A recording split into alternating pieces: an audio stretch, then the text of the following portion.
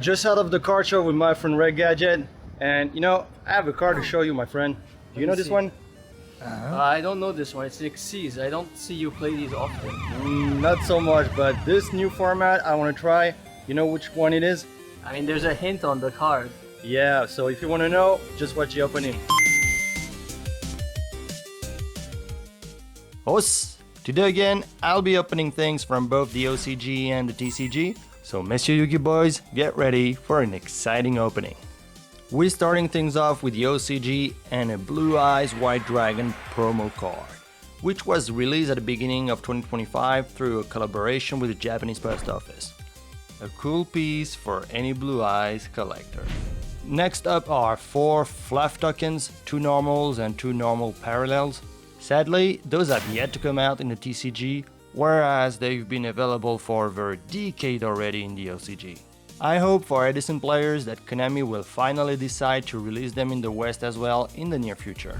And the last card I got for a friend is a Max C in Asian English. And even a Yugi boomer like me can appreciate how slick those new collector's rares look.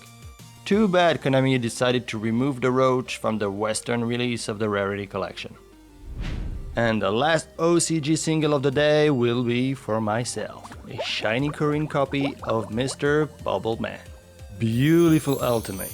He will be leading the charge in one of the 2 decks I'm making today for this new format, so stick to the end of the video if you want to see the list. And now we're getting into sealed packs with the 5 Duelist Legacy. Those are side sets of Series 3 and will come as complement to the card sets I have gathered when I was in Japan. The Duelist Legacies were reprint sets, bringing back the most useful cards released during the previous series, the second. But it also included a handful of more recent cards, including one sitting in my top 5, Mr. Blade Knight in Ultimate Rare.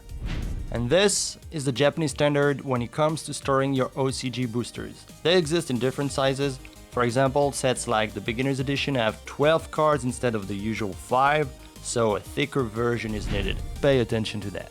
Finally, we got a card I have already acquired a couple of times, a PSA Ultimate D-Mark. Last time I got a PSA 8 and said I was going to open it, but then checked the price and thought it would be a waste. So in the end I sold it, and with the money, I got this new one and paid for a good chunk of the rest of this opening. Now, this one, I will open it and put it in the second draft cube, which is here with the 900 cards I got in Japan. It's still raw and I will start building it soon. Stay tuned for that. And now we're moving on to the second part of this opening, TCG singles to build 2 decks for a new format. I'll let you guess what it is as we progress. And the first card is a Fodden Thrasher, a 21 light beater. Okay, nice. Then comes a playset of Gemini Imps to go into the side deck against Dark World, followed by a trio of cards. First one being Jurak Guaiba, a 1700 4 stars dinosaur, and 2 more copies of this guy to make it a playset. Then, following that, we have a big Kabazaurus. This time it's a vanilla, and I have a playset of those. In the same vein, the next one is another vanilla dinosaur, Sabrosaurus. I have a playset of those 2. So now that you've seen those Jurassic monsters, you certainly know what's coming up next. And here it is, the lovely Rescue Rabbit, working as an Xyz monster enabler, special summoning the monster we've just seen, which can turn into the powerful dinosaurs Xyz we'll see after. I wasn't sure when I looked at my first 2 copies if they were EU or NA, but now looking at the third, it seems obvious. This one on the left is a North American copy, with its thin diagonal line pattern. Although we cannot see it very well on this shot, the secret's pattern size is definitely different. Thicker for the EU on the right. Both look good, so I'll let you guys decide which one you prefer. Now moving on to a hero themed deck, we have this cool spell, A Hero Lives. The artwork of this ultra version pops out so well, I wonder how's the ultimate in comparison. Okay, now moving on to the extra deck with this first X's, Violin de Sigma. And here's another one, Blade Armor Ninja, a simple and classy super rare. Next we have the first of the 2 X's dinosaurs working with the Dino Rabbit engine, the Evolzar Dolka, in Ultimate Rare. Can negate a monster's effect, so yeah, it's pretty strong and generally played at 2. Then we have its brother, Evolzar Lagia, also in Ultimate Rare. And this one's basically a solemn judgment, so of course it is also played at 2. And I know this card's strong also in the OCG 1103 Nexus format, so I'm glad I got it. And now we have a Pupil Operative, a useful card to unlock defensive boards, I believe. Beautiful ultimate rare from the Astral Pack 2. And now for the last 2 remaining cards, we have first a C39 Utopia.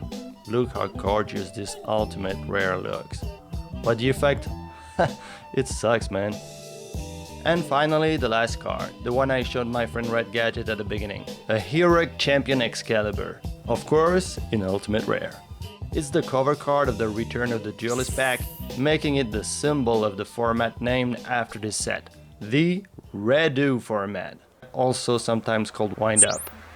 So now, I will show you the 2 decks I've made with all those cards for this format. The first one is the Dino Rabbit deck in its REDU version, with only 2 legal copies of the Little Rabbit. A tour guide engine is included as well, plus some hand traps. And yeah, that includes Max C as well, but here it's not degenerate yet, so it just keeps in check some combo decks like Wind Up. So it's actually pretty healthy. The second deck is one that you can find in many formats actually.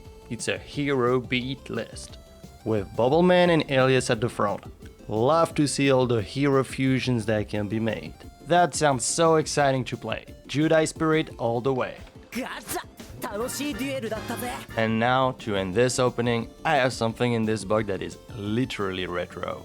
Let's see what's inside. Okay, so we have a Retro Pack 1. Yes, so it's the one that was initially released only in the EU in 2008, but then finally out in the US as well last year in 2024. I got this one from an American subscriber, so thank you again, man. And I think that this one, together with the Retro Pack 2 that is out now, will make a perfect double set for cool draft games. I just love those. Okay, so guys, this was the opening today with some OCG stuff plus some TCG cards to build the 2 decks that I showed you. And now, I can't wait to try out that new format. As always, thank you for watching, and I see you soon for more retro Yu-Gi-Oh stuff. Ja na, Yu-Gi Boys!